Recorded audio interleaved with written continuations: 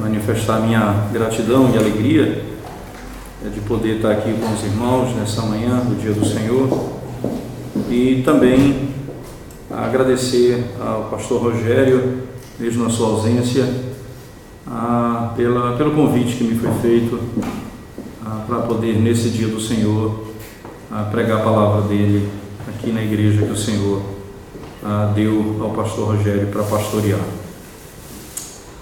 Nosso tema hoje, irmãos, nós temos dois temas centrais que vamos trabalhar pela manhã e à tarde, não é?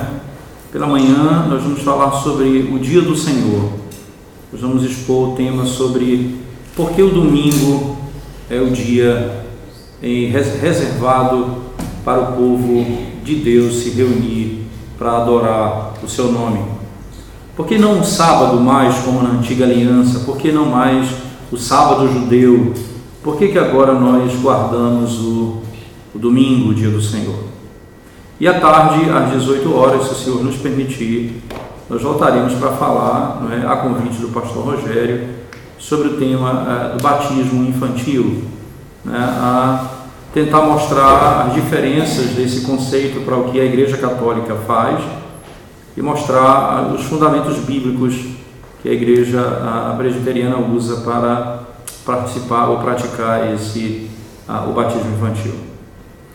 Eu queria convidá-los a abrir a palavra do nosso Deus no livro da Carta aos Hebreus, capítulo 4, por favor. Nós vamos proceder da seguinte forma, nossa mensagem hoje. É uma pregação, mas também é um estudo. Nós vamos lidar com um estudo, sem dúvida alguma. Vou precisar muito da ajuda de vocês na abertura das Escrituras. Nós vamos abrir a Bíblia em vários lugares para podermos entender exatamente como esse tema se desenvolve em toda a Palavra de Deus. Na Carta aos Hebreus, no capítulo 4, nós temos um texto que resume toda essa doutrina que nós vamos tentar trabalhar com os irmãos a partir desse texto, mas nós vamos analisar toda a Escritura Sagrada. Em Hebreus, no capítulo 4, verso 1, diz assim o texto sagrado. Acompanhe comigo. Hebreus, capítulo 4, verso 1 em diante. Temamos, portanto, que sendo-nos deixada a promessa de entrar no descanso de Deus, suceda parecer que algum de vós tenha falhado, porque também a nós foram anunciadas as boas novas, como se deu com eles. Mas a palavra que ouviram não lhes aproveitou, visto não ter sido acompanhada pela fé naqueles que a ouviram. Nós, porém, que cremos, entramos no descanso, conforme Deus tem dito. Assim jurei na minha ira, não entrarão no meu descanso, embora certamente as obras estivessem concluídas desde a fundação do mundo. Porque em certo lugar assim disse no tocante ao sétimo dia, e descansou Deus no sétimo dia de todas as obras que fizera. E novamente no mesmo lugar não entrarão no meu descanso. Visto, portanto, que resta entrarem alguns nele, entenda que esse nele aí é descanso, né? Visto, portanto, que resta entrarem alguns nele, e que por causa da desobediência não entraram aqueles aos quais anteriormente foram anunciadas as boas novas. De novo, determina certo dia, hoje, falando por Davi, muito tempo depois, segundo antes fora declarado: hoje, se ouvirdes a sua voz, não endureçais o vosso coração. Ora, se Josué lhes houvesse dado descanso, não falaria posteriormente a respeito de outro dia.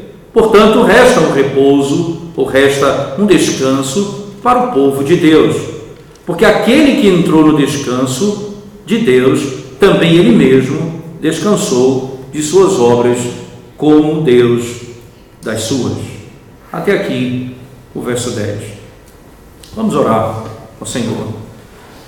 Pai Santo e Deus de misericórdia, obrigado por tão grande privilégio de podermos estar com os nossos irmãos nesse santo dia do Senhor, podendo compartilhar da Tua palavra nessa manhã do Senhor, e que o Senhor fale conosco, fale ao nosso coração, nos dê entendimento da Tua palavra, exalta o Teu Filho, Jesus Cristo, derrama a Tua glória e a Tua graça sobre nós e dá-nos o descanso que só Cristo pode nos conceder.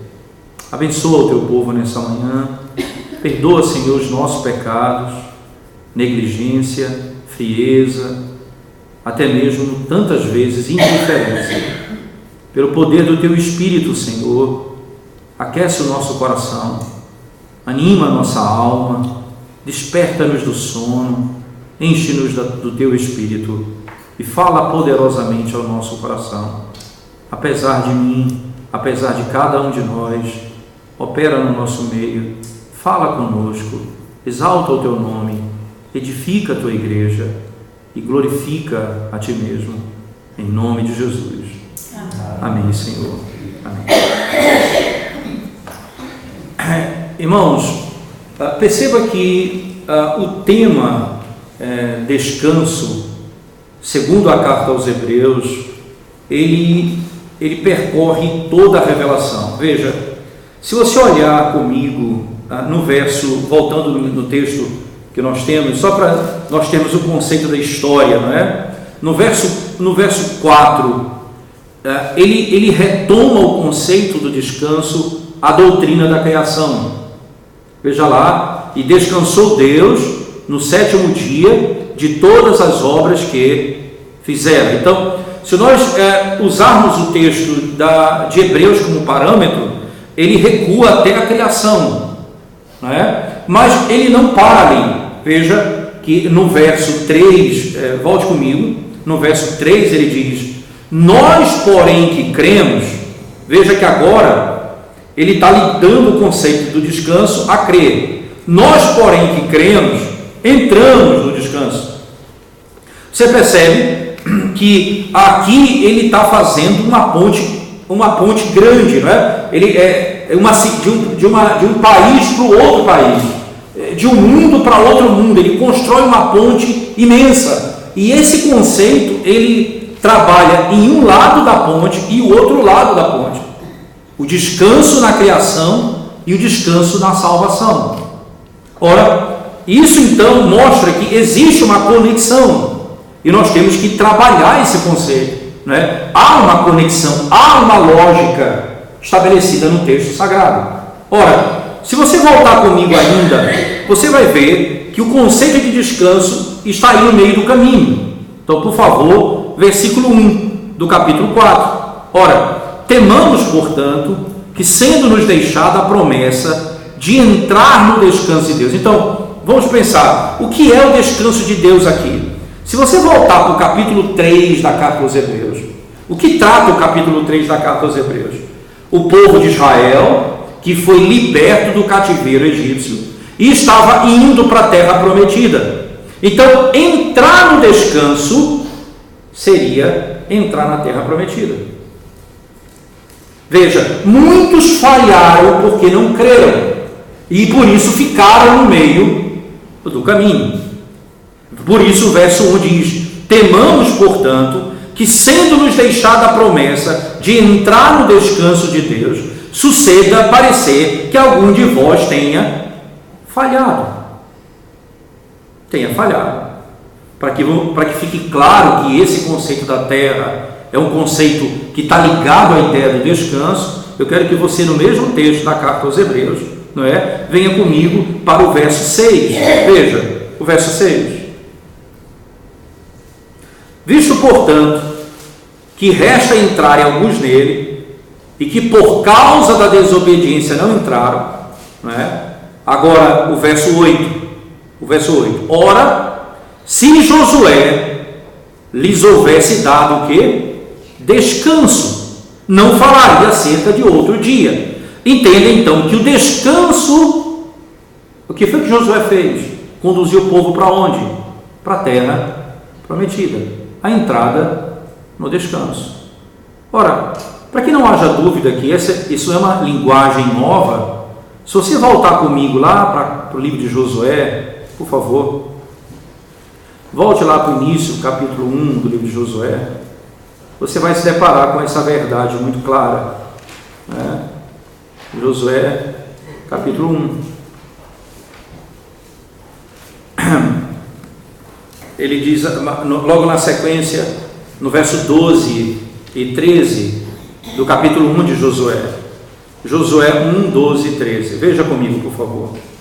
Falou Josué aos Rubenitas e aos Gaditas e à meia tribo de Manassés, dizendo: lembrai-vos do que vos ordenou Moisés, servo do Senhor, dizendo: o Senhor vosso Deus vos concede descanso e vos dá esta terra. Ele vos concede descanso e vos dá esta terra. Ora, os pontos estão sendo conectados, né? É como uma brincadeira em que você já teve essa brincadeira de criança, em que você tem o ponto 1, 2, 3, 4, é só você ligar os pontos e está formado a imagem que intentou aquele que fez o desenho, a brincadeira. Ora, aqui o Senhor está falando de um conceito amplo de descanso e ao mesmo tempo muito restrito. Então, vários pontos estão sendo colocados. O que nós temos de fazer é ligar esses pontos, para que fique claro o desenho que Deus intentou estabelecer nesse texto.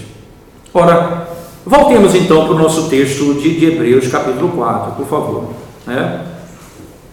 A nossa intenção aqui agora é estabelecer um princípio importante. Veja, irmãos, no verso 3 ele dá um conceito no capítulo 4, veja: nós, porém, que cremos, entramos no descanso. Que associação tem entre descanso e fé? Né? Qual o conceito que existe no descanso e fé? Esse é um elemento importante porque o capítulo 4, verso 2, veja, ele vai mostrar que o povo de Israel também ouviu o Evangelho, assim como nós ouvimos o Evangelho.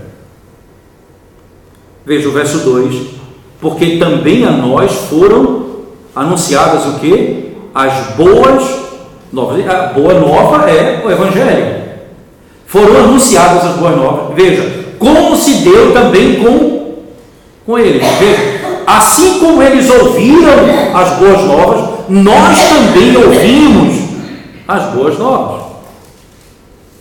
O Evangelho não foi pregado apenas a partir de Mateus ou de Atos.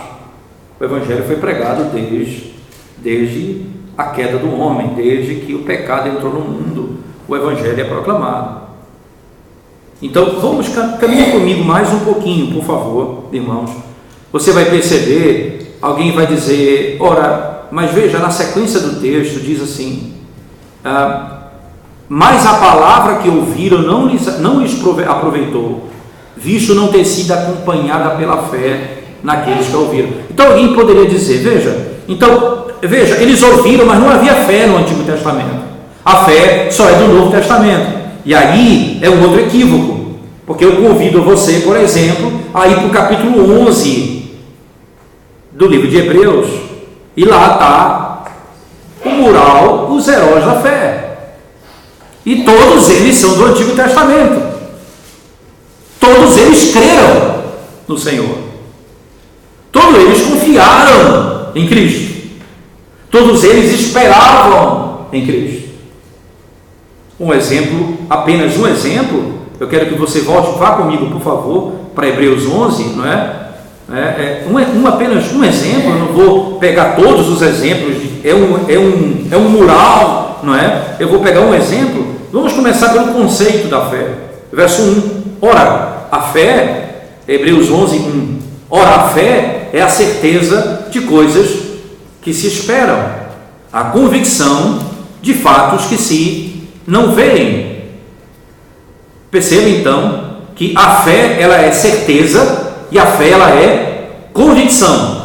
Ela é convicção e certeza daquilo que eu não vejo e daquilo que eu espero.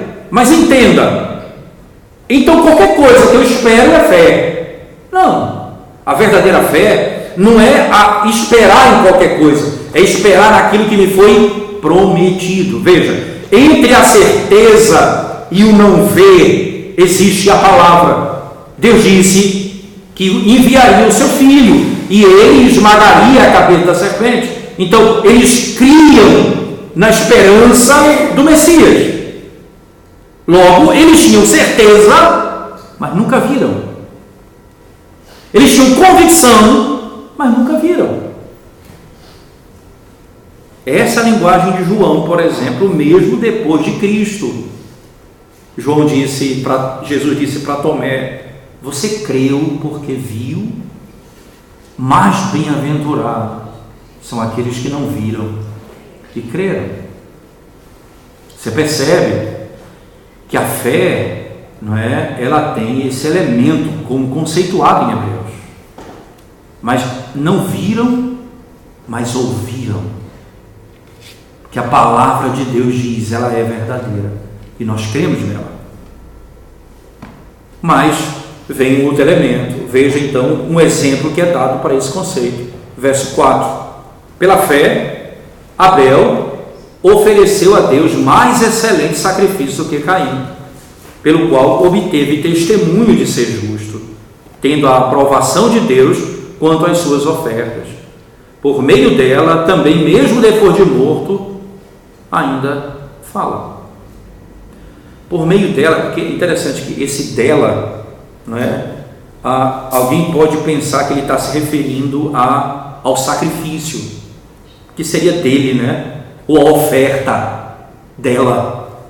Mas dela aí não se refere nem a sacrifício, nem a oferta. Dela se refere a fé. Até hoje a fé de Abel fala. Ele ofereceu um sacrifício de animal, o cordeiro que ia ser imolado pelo pecado. Ele creu no Senhor e foi salvo. Percebe então, apenas esse exemplo, né? Não vou me demorar nesse ponto porque o nosso assunto é longo e nós começamos a atravessar a ponte agora. Lembra, de um lado da ponte nós começamos a caminhar agora, nós vamos chegar do outro lado e eu preciso correr um pouco agora. Mas preste atenção.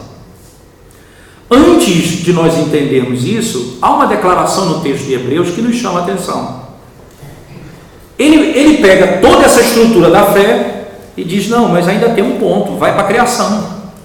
Porque veja lá no versículo do capítulo 4, no verso 4, no final do 4, e descansou Deus no sétimo dia de todas as obras que fizeram. Então agora ele conecta a ideia da criação, que tem a ideia do descanso, com toda essa lógica que nós estamos trabalhando.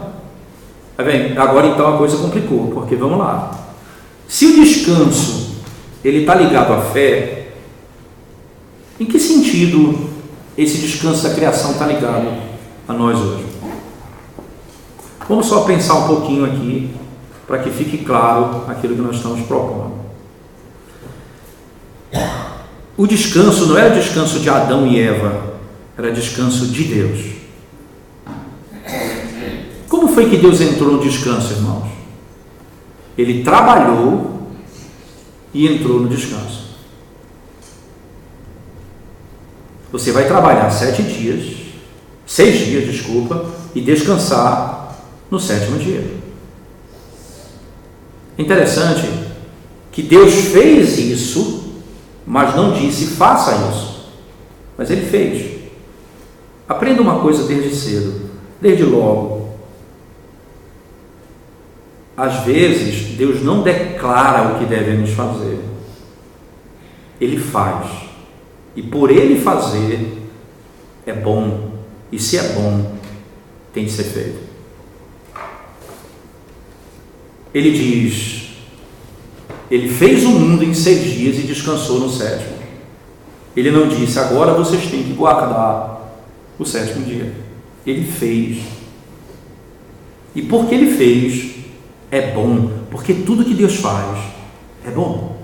E se é bom, tem que ser praticado. Por isso que em Êxodo, no capítulo 20, texto que lemos na devocional de hoje pela manhã, no 4º mandamento ele diz: porque Deus trabalhou 6 dias e descansou no 7º, vocês também vão guardar o 7º dia. Agora é lei. Veja, se Deus fez, é ordenado. Se é bom, é ordenado. Se é ordenado, é bom. O princípio é, Deus estabeleceu um padrão. Só que esse padrão, veja bem, não é? Você trabalha para entrar no descanso. Adão e Eva não tinham pecado algum. E foi dada uma lei para eles guardarem. Não coma do fruto dessa árvore. Isto é, eles deveriam então trabalhar, cumprir, fazer o que Deus mandou, para que eles pudessem entrar no descanso, que é o padrão de Deus. Só tem um problema: eles pecaram, eles rejeitaram o descanso do Senhor, e aí eles foram expulsos da presença do Senhor. Agora está posto um mandamento: vocês vão guardar o 7º dia. Mas é impossível para o homem agora entrar no descanso com a sua própria obediência. Porque depois de Adão, todos nós nascemos em pecado, mortos dos nossos delitos e pecados. Eu posso dizer para vocês de modo resumido o seguinte: a terra prometida, que é o descanso para onde eles estão indo, ela não é a primeira vez que se fala em terra no Antigo Testamento. A primeira vez que se fala em terra no Antigo Testamento é o paraíso. Deus criou todas as coisas, criou o homem e a mulher e os colocou num jardim, que é o paraíso de Deus. Eles foram expulsos do paraíso. E aí Deus promete trazê-lo de volta. E aí promete a Abraão que daria a ele uma terra que emana leite e mel. Isto é, um paraíso. Eles voltariam ao paraíso. É essa a estrutura. Veja, lá no Éden era a primeira vez que eles tinham uma terra. Por que foram expulsos? Porque quebraram a lei de Deus. Vocês vão lembrar muito bem que quando eles entram na terra prometida no livro de Josué, quando eles adentram a terra, se cumpre a promessa, mas depois eles são expulsos da terra de novo. Por que eles são expulsos da terra? Porque quebraram a lei de Deus. E Deus mais uma vez vai trazê-los de volta à terra prometida depois do cativeiro babilônico, por meio da sua promessa, vai trazê-los de volta à terra prometida. Ora, esse conceito, irmãos, nos ajuda a entender por que a mudança. Abra sua Bíblia comigo e perceba a diferença a partir daqui. Veja, em Êxodo no capítulo 20, o texto que nós lemos, não é? Êxodo capítulo 20, o texto que nós lemos. O texto diz assim, Êxodo capítulo 20, especialmente o início do 4º mandamento.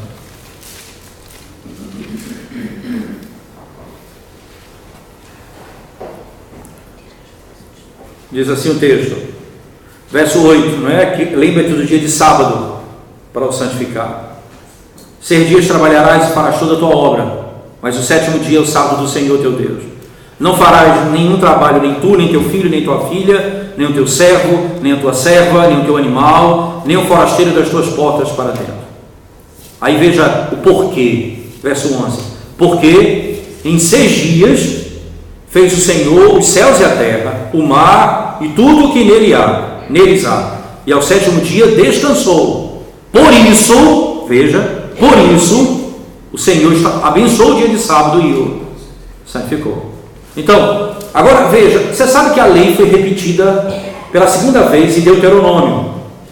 Lembra que esse povo que saiu do Egito vai morrer todo no deserto, certo? Eles vão morrer todos no deserto. Uma outra geração vai nascer, e essa geração que vai nascer não viu a lei sendo entregue. Então, no capítulo 5 de Deuteronômio, ele vai repetir a lei, só que com um detalhe: quando chega no quarto mandamento, a razão para se obedecer o quarto mandamento já não é mais a criação.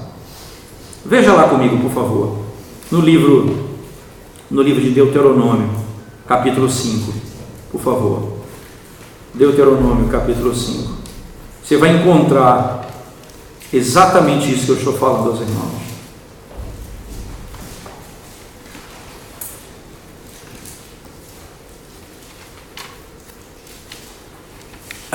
A gente pode pegar aqui o verso 12 em diante, né? Guarda o dia de sábado para o santificar, como te ordenou o Senhor teu Deus. 6 dias trabalharás e farás toda a tua obra, mas o 7º dia é o sábado do Senhor teu Deus.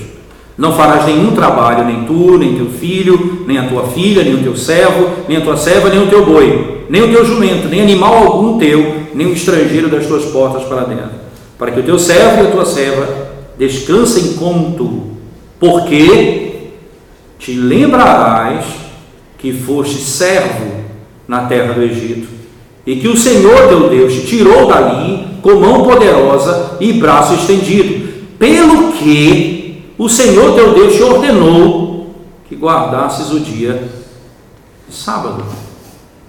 Veja, irmãos, já não é mais a criação o fundamento, é o que? A libertação do cativeiro egípcio. O que é a libertação do cativeiro egípcio? É a redenção. Livres da escravidão, livres da morte, livres do jugo. Você percebe que o mandamento permanece, mas o fundamento muda na própria lei. Está posto o germe da mudança, porque haverá mudança na nova aliança. Por que começa com a criação e caminha para a redenção? Por que o descanso começa na criação e caminha para a redenção? Então, vamos tentar explicar isso da seguinte forma aos irmãos. O que é a criação? É fazer o homem e todas as coisas, fazer o mundo daquilo que não existia, o homem do pó da terra. Deus fez o homem. E o que é a redenção? É refazer o homem e refazer a criação. Tanto é que a linguagem bíblica chama-se novo céu e nova terra. O que é isso? É um mundo restaurado. E o que significa a morte e a ressurreição de Cristo? Se não isso. Veja, irmãos, Jesus Cristo morreu. O que é isso? Ele entrou no cativeiro. E ao 3º dia, ele sai do cativeiro. Ele é liberto, ali ele é o Israel de Deus. Ele foi liberto do cativeiro. Vocês lembram de um cântico que cantamos? Eu não conhecia esse cântico, mas a letra é linda. Vocês cantaram, eu acho que foi o 2º cântico, que diz assim: Ele ressuscitou e nós também ressuscitaremos. Alguma coisa assim, mas nós seguiremos a Ele. Por quê? Porque Ele é o cabeça, Ele é a primícia, Ele é o primeiro. Então, Ele é o verdadeiro Israel. Ele entra no cativeiro e Ele sai do cativeiro. Daí, perceba, o mundo é recriado. Ora, lembrem-se disso, irmãos. Lembrem-se disso. Quando Cristo estava sendo pendurado no madeiro, lembre-se dessa imagem. Quando ele estava pendurado no madeiro, o que é que aconteceu com a natureza? Ela escureceu. O sol não deu a sua luz. Havia trevas. Isso lembra a criação. Havia trevas sobre a face do abismo.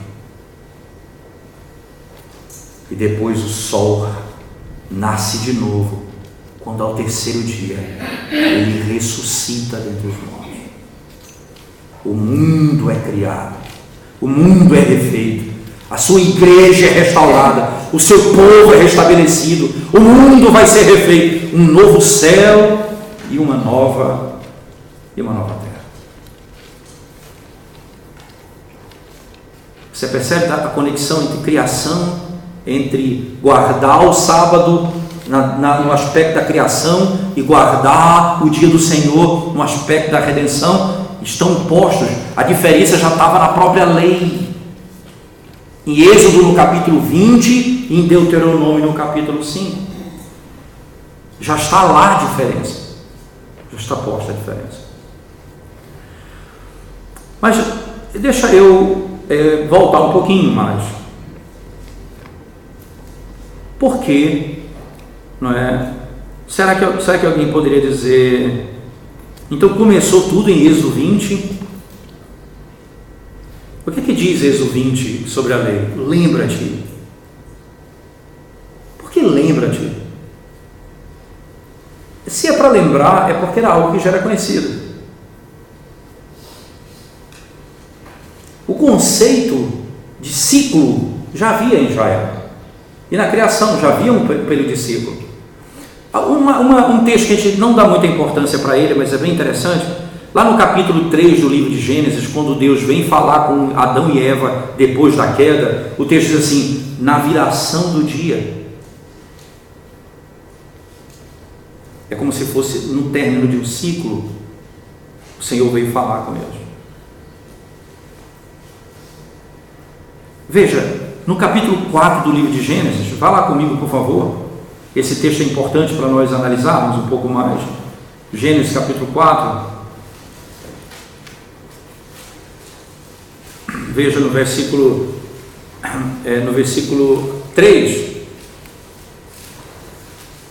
Veja como a minha tradução diz, eu não sei como a sua tradução diz, mas diz assim: aconteceu que no fim de uns tempos, no fim de um período, o que é isso? Há um ciclo, há uma estação, uma mudança de tempo. No fim de um tempo, ele trouxe, veja, é como se, imagina o seguinte: nós trabalhamos a semana toda, então no final desse ciclo, nós chegamos na casa do Senhor para oferecer a Ele culto, adoração e serviço. É como está aqui, no fim de uns tempos. Lembre-se, tem um marco muito claro, que no capítulo 20 do livro de Êxodo é quando a lei é estabelecida, não é verdade? Nesses termos. Mas veja se não é muito mais claro no capítulo 16 do livro de Êxodo, por favor. 16 do livro de Êxodo.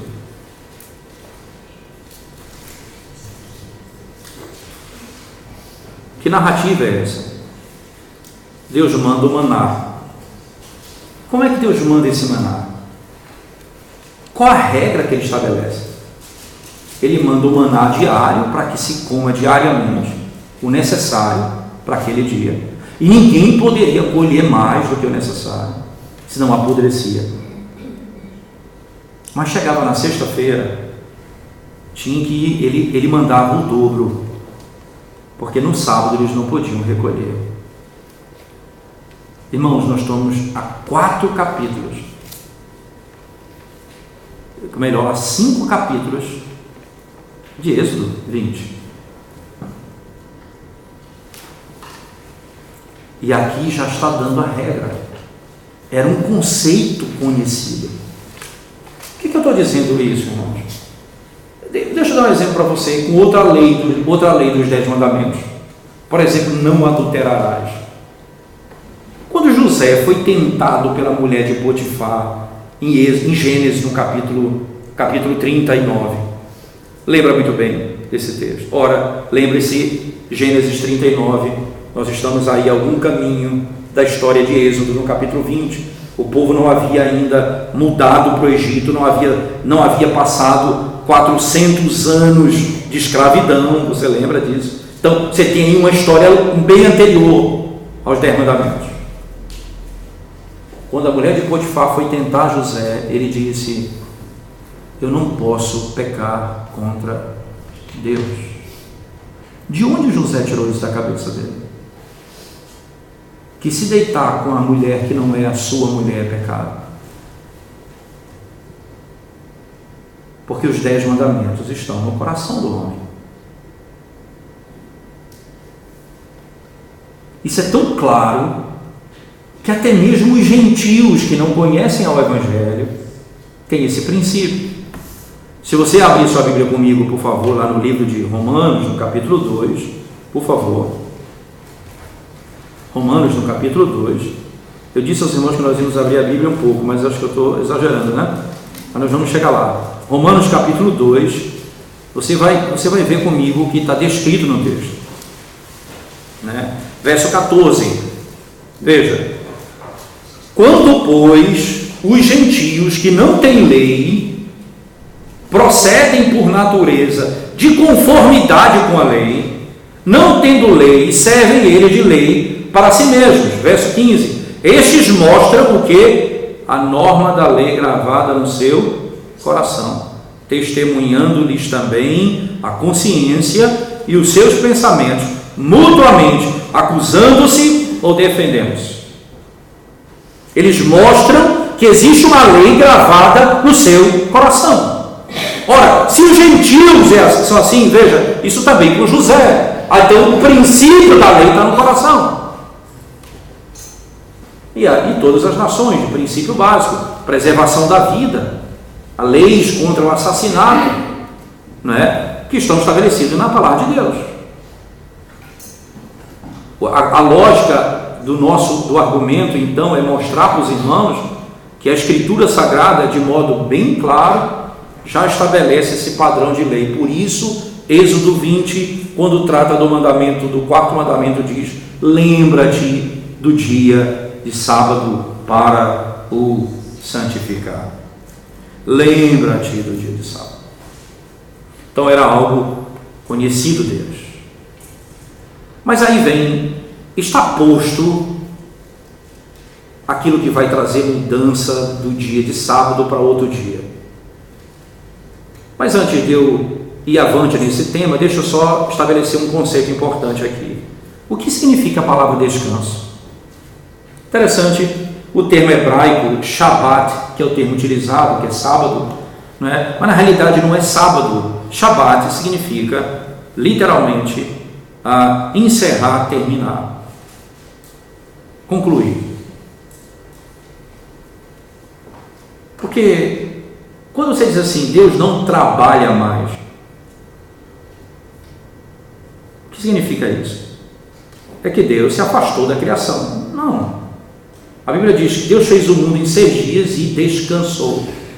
O descansar significa tudo o que era para ser criado foi criado nos 6 primeiros dias da criação. Nada mais é criado hoje. Tudo foi criado. Alguém diz assim: o senhor está dizendo então que Deus não tem poder para criar? Não confunda uma coisa com a outra. Porque também quando você diz isso, quando você pensa em alguém todo-poderoso, somente, aí você pensa num caminhão descendo uma ladeira cheio de pedra. Ele vai quebrando tudo que está na frente dele. Um caminhão cheio de pedra. Tem poder para destruir tudo. Quando você fala que Deus tem todo o poder, entenda, você não pode esquecer que Ele é sábio. Ele governa. Ele faz as coisas no seu tempo. Então, Ele tem todo o poder a ponto de criar as coisas do nada. Chamar à existência aquilo que não existia. Ele tem todo o poder. Assim como Ele também governa. Vocês vivem à beira de um mar. Lindo. Muito lindo. E as ondas, elas são ferozes, bravas em alguns lugares, ou encapeladas, né? O mar encapelado, o mar bravo. Você tem essa realidade aqui.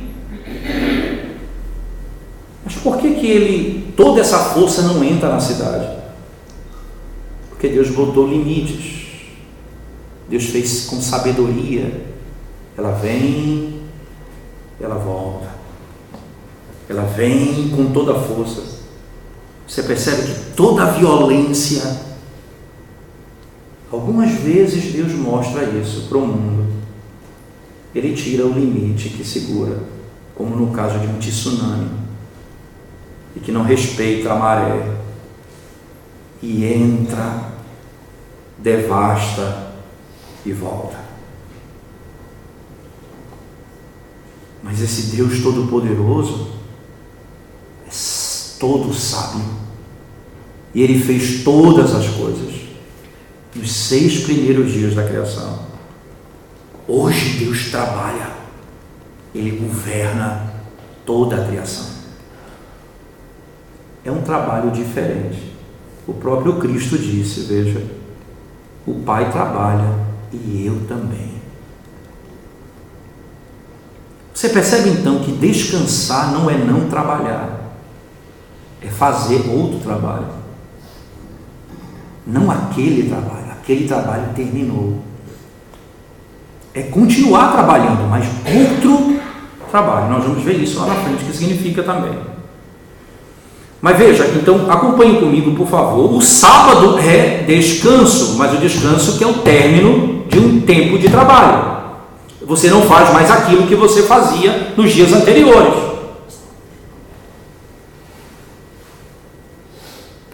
O germe está lá. Em Deuteronômio 5, não é mais a criação, agora é a libertação do cativeiro babilônico, egípcio, do babilônio egípcio, que é o fundamento da guarda do sábado. Agora deixa eu correr com vocês para um outro texto, lá para Levítico, e aí eu volto para Hebreus para fecharmos, tá certo? Mas Levítico capítulo 20, abra sua Bíblia comigo, capítulo 23, Levítico capítulo 23. O que esse capítulo descreve em Levítico? Ele descreve as festas de Israel. Então deixa eu tentar dizer como funciona mais ou menos as festas de Israel. As festas em Israel, elas são feitas de acordo com o equinócio da primavera e o equinócio do outono. Então você tem primavera e outono. Qual é o principal mês do calendário judaico? É o mês de Abib, ou chamado, que fica é o mês de abril.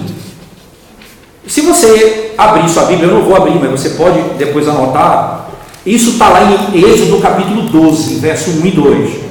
O que é Êxodo 12 e 2? Êxodo 12 e 2 descreve a instituição da Páscoa, tá certo? Que é o capítulo que antecede a libertação do Egito, isto é, quando o cordeiro vai ser imolado, passado nos umbrais das portas, não é? Quando o anjo da morte vem, aquela família onde havia o sinal do pacto, da aliança, o anjo não matava, porque alguém já havia morrido no lugar deles, isto é, alguém morreu em substituição, o cordeiro foi imolado por eles. Agora, veja, irmãos, nesse capítulo 12, o verso 1, 2 e 3, ele vai dizer exatamente isso. Esse é o principal mês do ano, é o primeiro mês de Israel, do povo de Israel. Por quê? Porque é o mês da libertação do cativeiro. É o mês da libertação do cativeiro.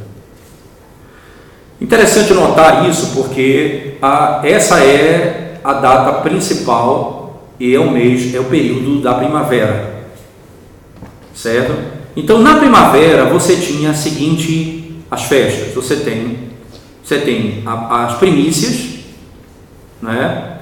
E depois você tem a Páscoa, primícias, né? Dentro da estrutura, Pentecostes. E por último, você tem a festa dos tabernáculos, está no verso 33 em diante. A festa dos tabernáculos ela era feita no outono, era mais ou menos no período do ano que nós estamos agora. Entre outubro e novembro, tá certo? O período do outono, é nesse período que essa festa era estabelecida. Sempre essas festas estão ligadas à terra, ao plantio, né? Então veja lá, volte comigo para essas festas. Então você tem a festa das primícias e depois a festa dos Pentecostes, a festa de Pentecostes. A festa de Pentecostes, que está no verso 15, ela acontecia 50 dias depois da festa das primícias. Então, eles vinham, dependendo do calendário do ano, no final de março, início de abril, e depois voltavam em maio. Certo? Então, eles vinham em março, abril, e depois eles vinham para maio. E depois eles vêm em outubro, que é a festa do tabernáculo. Então, imagine o seguinte: o que é a festa das primícias? A festa das primícias era a cevada. Quando você planta, então vem a primeira folhagem do fruto, que ainda não é fruto, é só a folhagem dele. Tá certo? Mas o que significa isso? Isso era feito, significava que aquela primeira folhagem devia ser entregue a Deus. Era a oferta que ele chamava movida. Só esse termo, oferta movida. O que é oferta movida? Se pega os molhos e então faz esse movimento diante do tabernáculo. É oferta movida ao Senhor. Então, preste bem atenção nesse conceito aqui. Essa oferta, ela era feita da seguinte maneira: o primeiro galho, ou melhor, a primeira folhagem saía. Qual o significado disso? Por que o primeiro era entregue a Deus? Porque se saísse a folhagem, viria o fruto. Isto é, tinha que primeiramente nascer o primeiro fruto, para que os outros viessem. Se não nasceu o primeiro, não vem os outros. Daí, esse último é a festa do tabernáculo, quando você tem todo o fruto maduro para ser recolhido. Agora você vai ter a colheita, o primeiro e depois o fruto do tabernáculo. Preste atenção nessa lógica. Antes da festa da primícia, olhe para o texto de Levítico 23 comigo. Quais as festas que nós temos? A Páscoa. O que é a Páscoa, irmãos? Lembra? É a Páscoa que significa a morte do Cordeiro. Então, quando foi que Cristo morreu? Você lembra no Evangelho? Em que período do ano do calendário judaico Cristo morreu? Na Páscoa.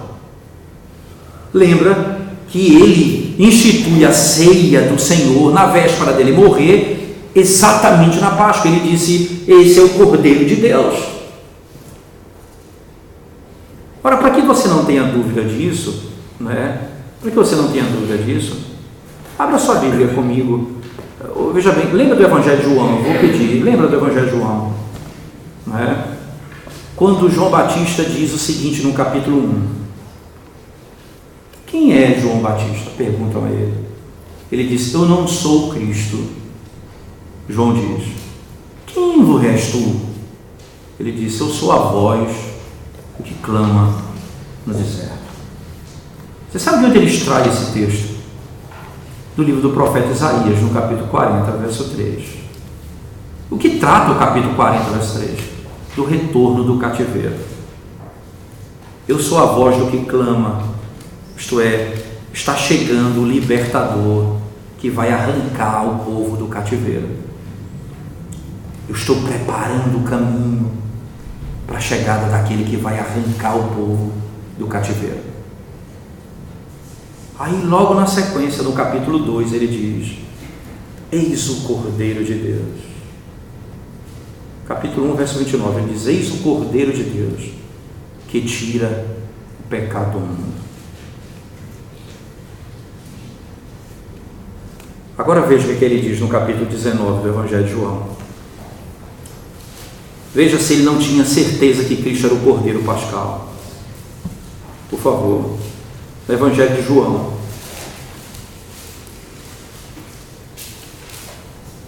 capítulo 19.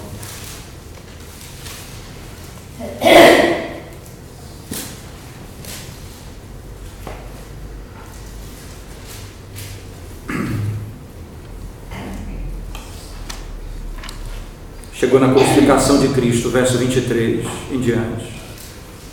Os soldados, pois, quando crucificaram Jesus, tomaram-lhes as vestes e fizeram 4 partes para cada soldado, uma parte. E pegaram também a túnica, porém, era sem costura, toda tecida de alto a baixo. Disseram, pois, uns aos outros: Não a rasguemos, mas lancemos sorte sobre ela, para ver a quem caberá, para se cumprir a Escritura. Repartiram-se entre si as minhas vestes, e sobre minha túnica lançaram sorte. Assim, pois, o fizeram os soldados. E junto à cruz estavam a mãe de Jesus e a irmã dela, e Maria, mulher de Clopas, e Maria Madalena. Vendo Jesus sua mãe, junto a ela, o discípulo amado disse: mulher, eis aí teu filho. Depois disse aos discípulos: eis aí tua mãe. Dessa hora em diante o discípulo a tomou para casa. Depois, vendo Jesus que tudo já estava consumado para se cumprir a Escritura, disse: tenho sede. Estava ali um vaso cheio de vinagre. Embeberam de vinagre uma esponja e, fixando-a num caniço de isopo, lhe chegaram à boca. Quando, pois, Jesus tomou o vinagre, disse: está consumado. Inclinando a cabeça, rendeu o Espírito. Então os judeus, para que no sábado não ficassem os corpos da cruz, visto como era a preparação, pois era grande o dia daquele sábado. Veja, e aqui exatamente a festa, isso era na sexta da Páscoa, era quando Cristo estava sendo imolado. Os soldados foram, quebraram as pernas ao primeiro e ao outro, que com ele tinham sido crucificados. Chegando-se, porém, a Jesus, como vissem que já estava morto, não lhe quebraram as pernas. Mas um dos soldados lhe abriu o lado com uma lança, e logo saiu sangue e água. Aquele que isto viu testificou, sendo verdadeiro o seu testemunho, e ele sabe que diz a verdade, para que também vós creiais. E isto aconteceu para se cumprir a Escritura: nenhum dos seus ossos será quebrado. De onde João extrai essa informação? No capítulo 12 de Êxodo, na narrativa da Páscoa, da instituição da Páscoa, verso 46, no capítulo 12 de Êxodo: nenhum dos ossos do cordeiro pascal pode ser quebrado. O cordeiro, ele é colocado de cabeça para baixo, ele é pendurado no madeiro. Lá na Páscoa era assim, ele era pendurado no madeiro, e então havia um corte. Isso lá no interior do meu estado, no Pará, no Brasil, comumente quando você mata um animal, você pendura e então corta e o sangue desce todo. Veja o texto. E aí todo o sangue se esvai do corpo, e o texto diz: ele foi ferido e o seu sangue como cordeiro, e aí os seus ossos eram para ser quebrados. Por que quebrar os ossos? Porque quando estava vivo ainda, quebrava os ossos, e ele então arriava, e ele então morria mais rápido, porque se asfixiava logo. Quando eles chegaram lá, Jesus já havia morrido, para mostrar que foi ele que deu a vida, ninguém a tirou. Ele que deu a vida por nós. E o texto diz, a linguagem bíblica é: nenhum dos seus ossos foi quebrado. João Batista está dizendo: esse é o Cordeiro Pascal, que veio para morrer pelo pecado do seu povo e libertar o povo do cativeiro da morte. Era essa a festa da Páscoa. É para lá que ela apontava. Mas não para aí. Aí vem a segunda festa, a festa das primícias. Acompanhe comigo, por favor, irmãos, a festa das primícias. No versículo 9 em diante: disse mais o Senhor a Moisés: fala aos filhos de Israel e dize-lhes, Levítico 23, 9 em diante: quando entrardes na terra que vos dou e cegardes a sua messe, então trareis o molho das primícias da vossa messe ao sacerdote. Este moverá o molho perante o Senhor, para que sejais aceitos.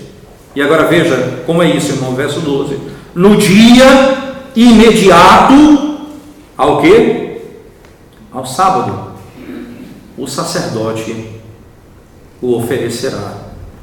Quando é que o sacerdote oferece esse sacrifício? no primeiro dia depois do sábado, imediatamente ao sábado, no primeiro dia da semana. Já não oferecia no sábado, mas no domingo, no primeiro dia da semana. É o que o texto está dizendo. Ou ele então, no primeiro dia, imediato ao sábado, ele oferece. Agora, acompanhe comigo ainda, por favor, a festa seguinte. Agora, antes disso, veja a pergunta: o que significa a festa das primícias? Já falei que é a folhagem, né? Agora lembre, na primeira carta de Paulo aos Coríntios, no capítulo 5, o apóstolo Paulo usa a seguinte linguagem, capítulo 15: Jesus Cristo é a primícia dos que dormem. O que é a primícia dos que dormem, irmãos? De onde Paulo extrai esse conceito? Ele extrai da festa das primícias. Cristo morreu como cordeiro pascal e ressuscita como as primícias. O que é isso? Porque ele é o primeiro. Porque ele ressuscitou, nós ressuscitaremos também. Porque ele venceu a morte, nós venceremos também. A festa das primícias aponta para a ressurreição. E essa festa, ela era celebrada no primeiro dia da semana, o dia imediato após o sábado. Quando Cristo ressuscitou dos mortos, no primeiro dia da semana. Agora acompanhe comigo. A segunda festa, a terceira festa, Pentecostes. O que é Pentecostes? Para Penta, 5, no caso 50. Pentecostes, 50. Tá certo? Então, você conta da seguinte forma: são 7 semanas de 7 dias. 7 vezes 7, 49. Então, quanto é o Pentecostes? No primeiro dia depois do último sábado, o domingo. Veja que veja que Atos está descrevendo. Cristo morreu na Páscoa, isto é, ele cumpriu o sábado. Quando foi, ele passou que dia descansando no sepulcro? O sábado. E ele então rompe em vida no primeiro dia da semana. Ele cumpriu a lei da antiga aliança e ressuscita no primeiro dia. A festa do Pentecostes, ela se dá no primeiro dia da semana após o último sábado. Ora, veja, para você ler o texto comigo, e veja que eu não estou extraindo isso da minha cabeça, está na Bíblia. Veja no livro do capítulo 23 de Levítico, verso 15: contareis para vós outros desde o dia imediato ao sábado, desde o dia em que trouxeres o molho da oferta movida, 7 semanas inteiras serão, até o dia imediato ao 7º sábado.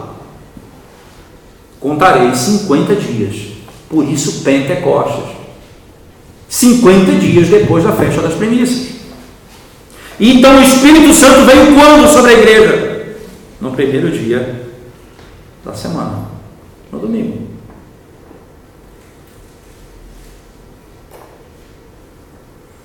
No domingo. Deixa eu mostrar para vocês se isso não é exatamente o que João vai dizer. Por favor, venha comigo para o Evangelho de João agora. Mais uma vez, por favor. Evangelho de João, capítulo 19.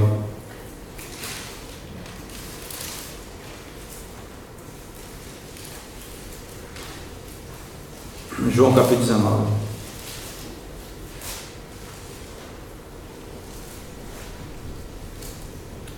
Desculpa, na realidade é o capítulo 20, verso 1, desculpa. Capítulo 20, verso 1, depois da ressurreição de Cristo. João 20, verso 1. Veja um detalhe que João descreve. No primeiro dia do quê? Da semana. Isso é no domingo, quando Cristo ressuscita dentre os mortos. Maria Madalena foi ao sepulcro de madrugada, sendo ainda escuro, e viu que a pedra estava revolvida. Mas veja o detalhe de João, no primeiro dia da semana. Agora, venha para o capítulo, mesmo capítulo 20, verso 19, por favor.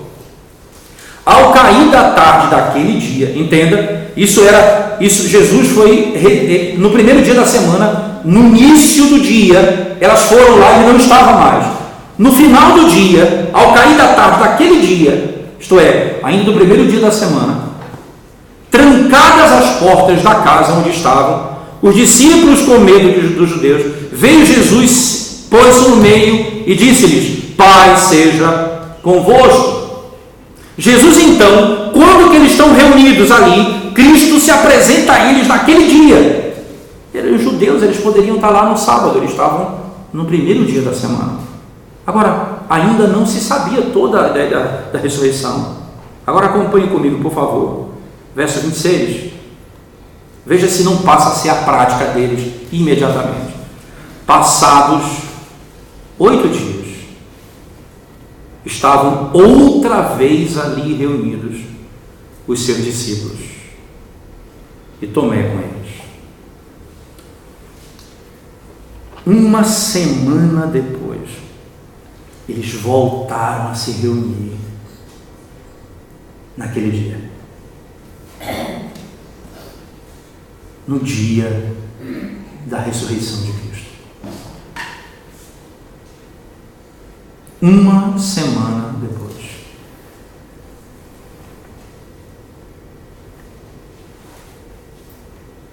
Quem guarda o sábado, ou melhor, o sétimo dia da semana, ainda aguarda o cumprimento da lei. Cristo guardou o sábado. Ele morreu e passou o sábado sepultado. No primeiro dia da semana ele ressuscita. Primeira carta de Paulo aos Coríntios, capítulo 16, por favor. Abra sua Bíblia e veja se não essa é uma prática de todas as igrejas a partir de então. 1 Coríntios 16, verso 1 em diante, ele diz: quanto à coleta para os santos, fazei vós também como ordenei as igrejas da Galácia, no primeiro dia da semana. Cada um de vós ponha de parte em casa, conforme a sua prosperidade, e vá juntando, para que se não façam coletas quando eu for. Veja, interessante, não é? Quanto à coleta dos santos, fazei vós também como ordenei as igrejas da Galácia. Façam isso no primeiro dia da semana, ordenado a todas as igrejas da Galácia. Deixa eu voltar para o capítulo 4 de Hebreus e eu encerro aqui, para fechar com vocês essa construção dessa ponte. Veja, começamos na criação, passamos pela Páscoa, pelas festas, e agora nós vamos desembocar aqui. Cristo é o cumprimento de tudo isso. Mas veja agora em Hebreus capítulo 4, por favor, mais uma vez comigo. Hebreus capítulo 4.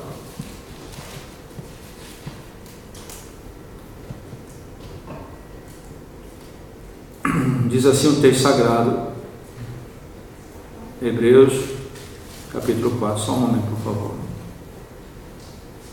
Diz assim o texto, lá no versículo 8 e 9, veja lá, do 8 ao 10. Ora, se Josué lhes houvesse dado descanso, não falaria posteriormente a respeito de outro dia.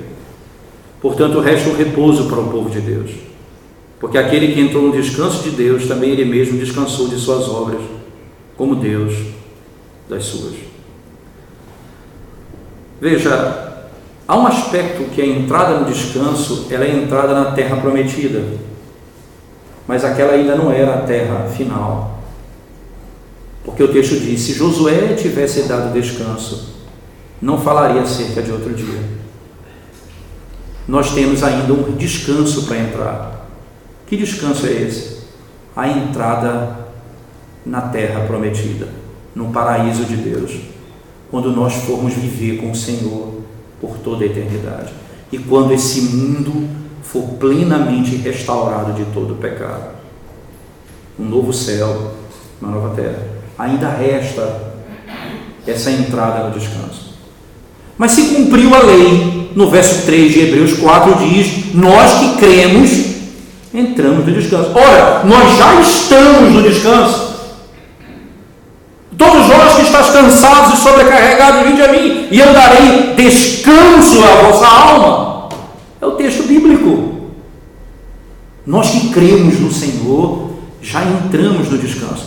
Ora, o que tinha que acontecer para Israel entrar no descanso? Todos os inimigos tinham de ser destruídos. O que foi que Cristo veio fazer? Destruir os nossos inimigos. O pecado, ele nunca cometeu pecado. O diabo, Hebreus 2,14 diz: na sua morte ele destruiu aquele que tem o poder da morte, a saber, o diabo. Ele esmaga a cabeça da serpente. No mundo tereis aflições, tem de bom ânimo, porque eu venci. Todos os nossos inimigos foram destruídos. Nós que cremos nele, estamos livres. O que o mundo poderá fazer? O que uma enfermidade poderá fazer? O que o diabo poderá fazer contra nós? Se Cristo nos libertou da escravidão do pecado, das garras de Satanás e do poder desse mundo. Nós somos livres nele. Nós que cremos, já adentramos no descanso. Mas ainda resta um descanso. A entrada na terra prometida. Nós não trabalhamos para entrar no descanso. Primeiro dia da nossa semana é no descanso. Porque nós trabalhamos no descanso. Nós já estamos no descanso. Aí vem um princípio. O verso 10. Aquele que entrou no descanso de Deus, também ele mesmo descansou das suas obras, como Deus das suas. Como Deus descansou das suas obras? Como Deus descansou das suas obras? Lembra que nós falamos nisso? Ele criou o mundo em 6 dias e descansou no 7º dia. O que significa dizer?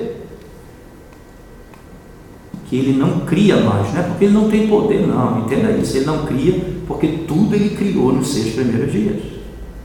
Agora ele governa a criação. Então, aquele que entrou no descanso, quem entrou no descanso? Cristo. Como Cristo entrou no descanso? Cumprindo toda a obra que ele veio fazer. Quando foi que terminou a obra da redenção? Quando ele vence a morte, na ressurreição. A pergunta é: Cristo hoje vive a interceder. Agora entenda, ele intercede por quem? Por aqueles que ele morreu. Lembra, ele não orou por Judas, mas ele orou por Pedro. Pedro negou a Cristo. Jesus disse: Pedro, Satanás quer peneirar a tua vida, mas eu já orei por você. E Deus ouviu a oração dele, porque ele morreu por Pedro. Mas ele não orou por Judas, porque ele não morreu por Judas.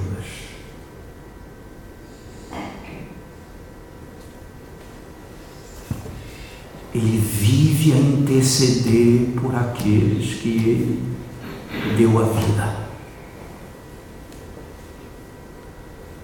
Agora, não há mais nada a ser feito para a salvação, porque ele fez toda a obra. Toda a obra foi feita. Ele realizou tudo o que era para ser realizado. Nada mais pode ser acrescentado. Quando os judeus queriam acrescentar a circuncisão, dizendo: ora, se você não for circuncidado, você está perdido. Ele diz: vocês estão trazendo a abominação ao Evangelho. Se vocês se deixarem circuncidar, diz Paulo, Cristo de nada aproveitará, porque vocês estão voltando à prática antiga. Cristo cumpriu toda a lei em nosso lugar. Ora, o princípio então me parece claro. Sabe por que o primeiro dia da semana? Porque quando ele termina a sua obra e entra no descanso. Assim como Deus termina a sua obra e entra no descanso. Êxodo 20, a criação. Deuteronômio 5, a libertação da escravidão. Agora Cristo estabelece o padrão.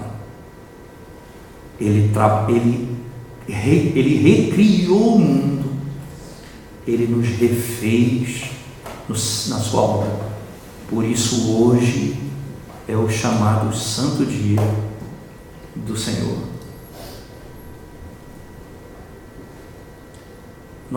Esse é o dia em que nós provamos do céu. É o dia que durante os dias da semana, nós cuidamos de tantos interesses, honestos, justos, corretos. Mas esse dia, nós deixamos de fazer o que fazemos nos outros dias. Como Deus, Ele não cria mais, Ele já criou. Hoje, nós não cuidamos dos nossos interesses. Negócios, estudos, trabalho. Hoje é o dia dedicado ao Senhor. Nós entramos no descanso. Por isso, irmãos, é o dia que nós dedicamos ao culto ao Senhor, manhã e noite. É um dia de 24 horas, um dia de serviço ao Senhor. É um dia de trabalho, mas não do nosso trabalho, não dos nossos afazeres, mas das coisas de Deus. E nós provamos um pouquinho do céu hoje, quando estamos diante do nosso único e verdadeiro Senhor, junto com os nossos irmãos amados, que viverão a eternidade conosco, e nos ajuntamos para provar, para saborear um pouquinho do céu hoje. Grande pecado nós cometemos quando usamos esse dia para cuidar do que cuidamos nos outros dias da semana.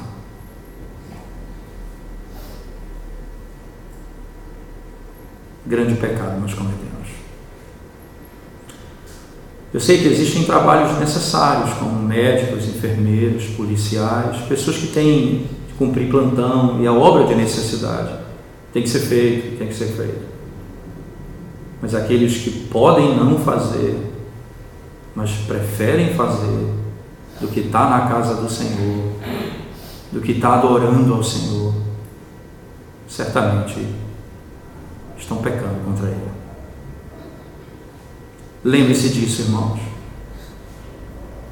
Nós já estamos no descanso, nós que cremos, mas ainda resta um descanso. E nós que já estamos no descanso, guardamos o primeiro dia da semana, não mais o sábado judeu, porque estaríamos em pecado se fizéssemos. Nós guardamos esse primeiro dia da semana, porque nós aguardamos a entrada na terra prometida, quando desfrutaremos da plenitude desse dia. É por isso que nós começamos a semana no descanso, porque já estamos em Cristo Jesus. E certamente essa é a expectativa do Senhor. A igreja vai ser fortalecida se gastássemos esses dias orando, lendo a Bíblia, fazendo culto com a família, nos preparando manhã e noite para adorar o Senhor. Certamente grande bênção seria sobre nossas vidas, porque nós estamos dizendo a Deus: nós comemos hoje, Senhor, e não trabalhamos, porque o que temos na mesa é do Senhor, porque o nosso trabalho vem do Senhor, porque a nossa força vem do Senhor. Nós estudamos todos os dias, mas esse dia não, porque nós nos dedicamos ao Senhor, cuidamos das coisas do Senhor.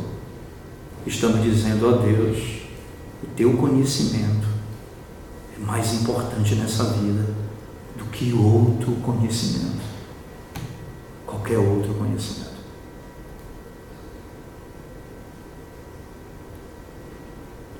Nesse dia, nós provamos de tudo que temos nos outros dias, sem sair para trabalhar, para que fique claro que o que temos na mesa, o que vestimos, o que dirigimos, o que comemos, é fruto da graça de Deus e da bondade do Senhor para com o seu povo. Esse é o dia do Senhor. Se hoje vocês ouviram a voz do Senhor, não endureçam o seu coração. Submetam-se à palavra dele. Ele é rico em nos abençoar. Vamos orar ao Senhor mais uma vez.